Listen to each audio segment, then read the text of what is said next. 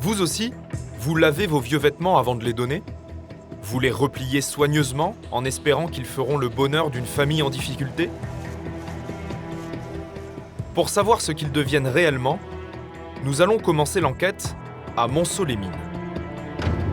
Nous avons choisi une benne de collecte.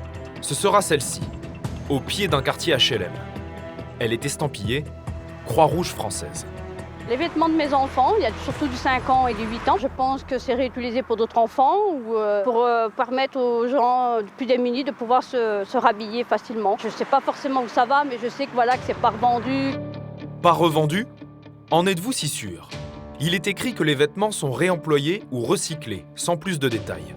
Pour savoir où partent précisément les pantalons de ces enfants, il suffit d'attendre le jour où la benne est vidée. Cela se passe une fois par semaine. Ce sont des bénévoles de la Croix-Rouge qui s'en chargent. T'ouvres pas la deuxième?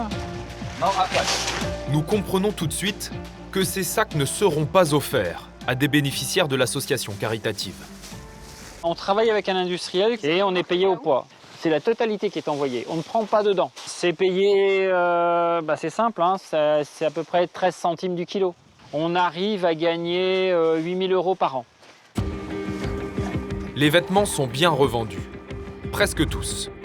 Une benne sur 30 est utilisée directement par la Croix-Rouge. Son contenu rejoint une boutique solidaire et aide des habitants dans le besoin. Une benne sur 30, choisie au hasard. Dans les 29 autres, tous les habits sont vendus à un industriel. Il s'appelle GBtex.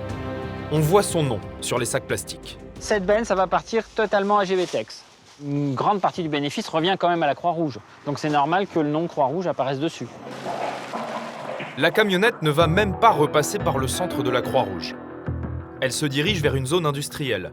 Et tout est déversé dans un semi-remorque, qui, lui, n'est pas siglé au nom d'une association.